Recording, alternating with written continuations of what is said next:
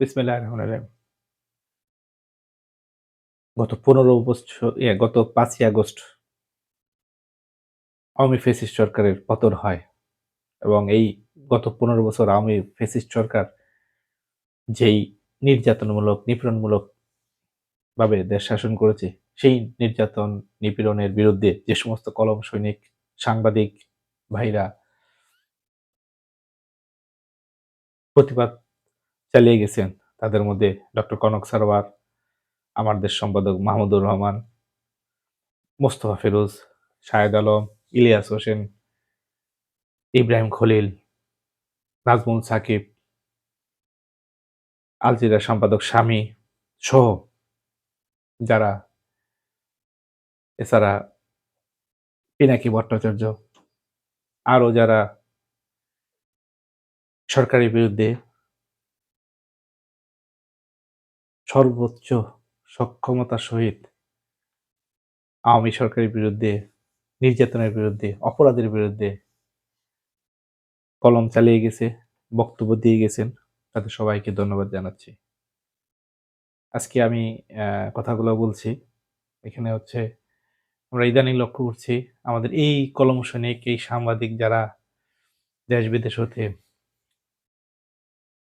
বাংলাদেশের গণতন্ত্র উদ্ধারে তাদের প্রচেষ্টা চালিয়ে গেছেন। আজকে তারা নিজেদের মধ্যেই কেমন যেন একটা যুদ্ধ ভাব দেখা যাচ্ছে।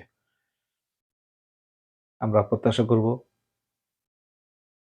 ইলিয়াস হোসেন বা পিনাকি ভট্টাচার্য অথবা শাহেদ আলম বা আরো যারা আছেন সবাই আরো সংযম প্রদর্শন করবেন।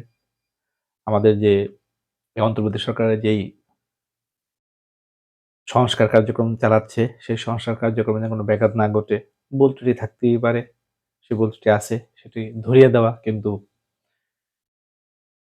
সেটা যেন বিভেদ সৃষ্টি না হয়। আর ইলিয়াস হোসেন, উনার প্রতি আমার আহ্বান থাকবে ভাষা ভাষা চয়নের জন্য আরেকটু সংযম প্রদর্শন করেন। অনেক সময় দেখা যাচ্ছে অনেক বাজে কথা চলে আসে। এগুলো আমাদের পরের জেনারেশনরা শুনবে, শিখবে। আমরা চাই না আমাদের কোন সন্তানরা কোন বাজে কথা শিখুক। আমি শ্রদ্ধার সহিত বলছি, ইলিয়াস হোসেন, আপনি অনেক যুদ্ধ করেছেন। এখন তো যুদ্ধের সময় না, এখন করার সময়। এই সময় আমরা একটু লাইভে একটু ধৈর্য ধরলাম।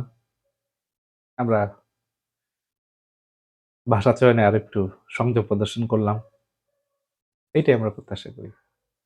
ধন্যবাদ সবাইকে।